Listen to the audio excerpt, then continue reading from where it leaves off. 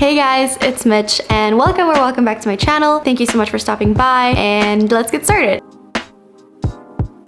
In my previous video, I mentioned that I was going to explain the worst type of anxiety that I go through, and I chose to do this because I always feel like I talk about anxiety and me going through it, but I feel like for some of you it's just some word, and also see if there are any other people that go through similar things. It was kind of hard to figure out how I was going to explain this to you guys and how I was going to explain everything that I was going through in those moments, because I don't even fully understand what I go through in those moments. I basically boiled it down to 2 points. The first point is the emotions that I go through in those moments, so how I feel in those moments, and the second one is my physical state in those moments and just everything that goes on physically in me.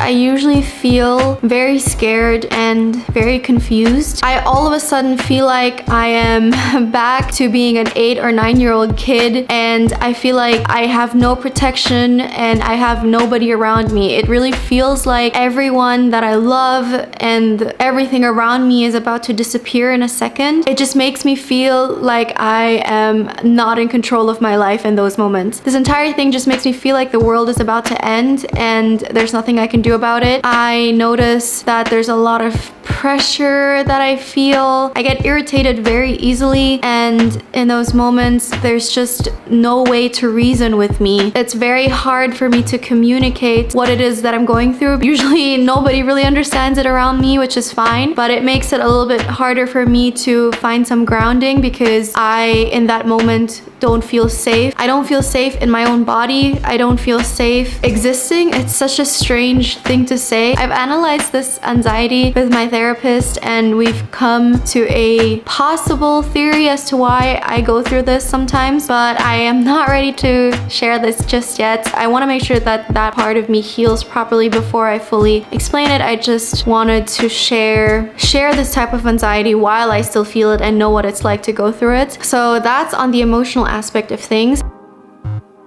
On the physical aspect of things, I noticed that I kind of stopped breathing a little bit. I wouldn't really call it stop breathing, but I noticed that I just don't breathe deeply and my breathing gets very irregular, and no matter how much I tell myself to just breathe in deeply, I feel like it just gets worse in those moments. It's very weird. Usually, when a person goes through these things and they breathe deeply, usually it helps, but in those moments, sometimes it actually doesn't help at all. I noticed that my entire body just wants to kind of collapse inwards and just disappear and like turn into a ball and just disappear into nothingness because it feels so uncomfortable to go through that. And of course, I feel like crying in those moments, naturally. I also notice, of course, as I've mentioned, I feel a lot of tension and pressure, and I end up fidgeting a lot. I end up having that leg shake, that leg shake that makes everything move. I don't know if you can see it like this.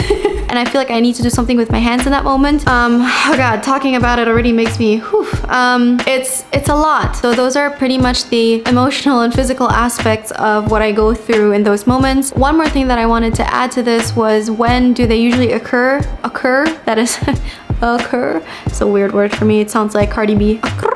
Okay, no. So when do they usually occur for me? In some situations, it makes sense that it happens. For instance, when I visit a place that really reminds me of my childhood or my teenage years. And in my last video, as I've mentioned, I was at my dad's hometown and I was there every summer, and I associate that with my teenage years and my childhood and just growing up all in all. Being home in the Philippines, as much as I love, it's home for me, of course. Obviously, there's still some all-around situations where this comes up. There's one situation that is very weird for me in which it happens, and I don't understand why it happens in these moments. It is during breakfast time. During breakfast time, when I'm alone, it's totally fine. I never have it. But when I'm surrounded with people that I know, actually, when I know them fully and deeply, and these are friends from home, my partner, my family members, when I'm having breakfast with them, that's when I also feel it, and feel it super intensely. And it makes no sense, but it makes sense all at the same time.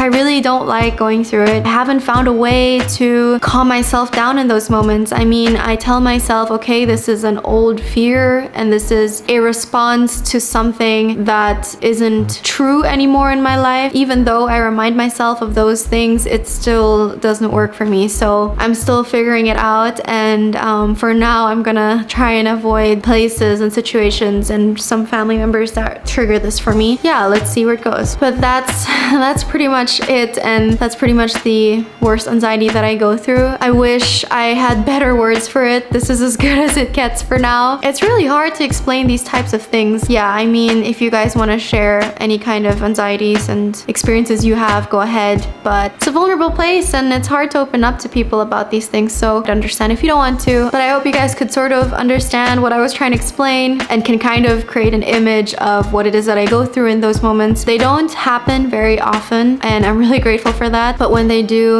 I spiral.